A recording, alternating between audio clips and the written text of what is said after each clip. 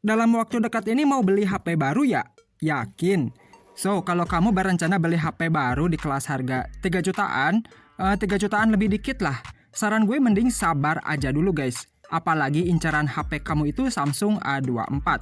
Karena dia dibekali OIS di kamera utamanya dan desain keren mirip S23 kan? Ya nggak salah sih pilih HP Samsung itu. Cuman di sini gue mau racunin kamu, siapa tahu nantinya takut nyesel gitu setelah ambil A24 tadi. Dan di harga yang sama, ada pesaingnya yaitu Infinix Note 30 Pro. FYI, fitur di Note 30 Pro itu menurut gue mirip-mirip lah sama fitur yang ada di HP flagship. Bahkan di Samsung A24 pun nggak punya loh fitur keren kayak di Infinix Note 30 Pro. Oh iya, disclaimer dulu, sejak video ini dibuat, Infinix Note 30 Pro belum hadir di Indonesia ya. Tapi mengingat di situ sertifikasi TKDN udah ada, kita tinggal tunggu aja tanggal mainnya. Dan sebagai perbandingan harga, gue ambil dari harga yang dijual di Malaysia. Oke, pertama kita bahas layarnya aja dulu kali ya. Nah, layar Infinix Note 30 Pro ini pakai panel AMOLED 6,78 inci, resolusinya Full HD Plus dengan refresh rate 120 Hz. Tingkat kecerahan layarnya sampai 900 nits, lalu produksi warnanya up to 1 miliar warna, dan kerapatan pikselnya di 388 ppi. Sedangkan spek layar Samsung A24 itu sama juga pakai panel AMOLED 6,5 inci Full HD Plus, kecerahan layarnya tinggi di 1000 nits dan kerapatan layar di 396 ppi dan refresh rate 90 Hz.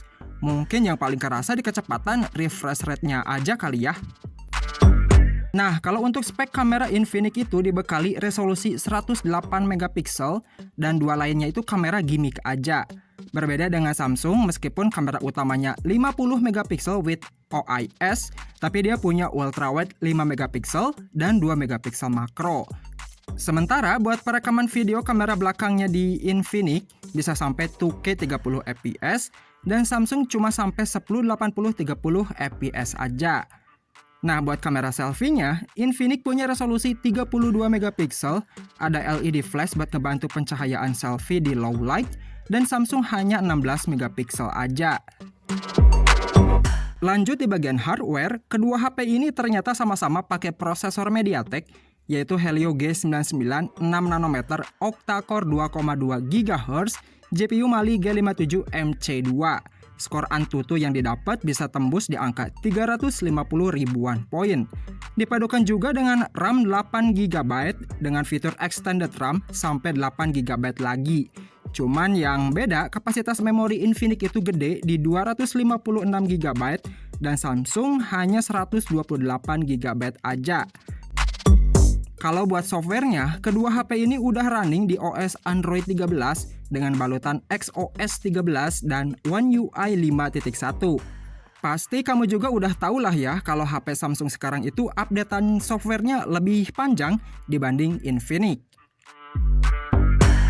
Nah, fitur di Infinix Note 30 Pro itu dia udah punya wireless charging 15 watt, bisa reverse juga.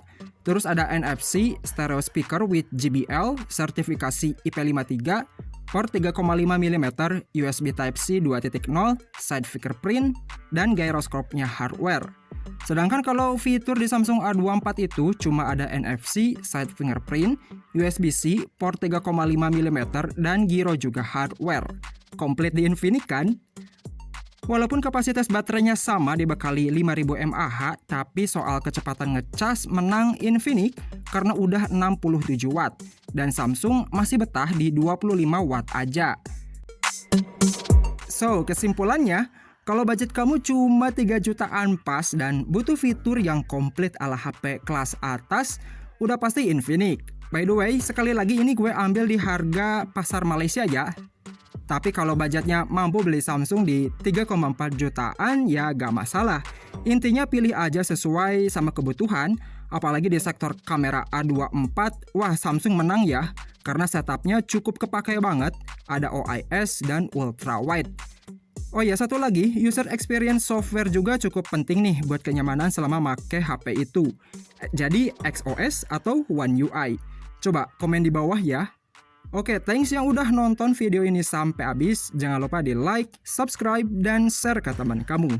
Bye-bye!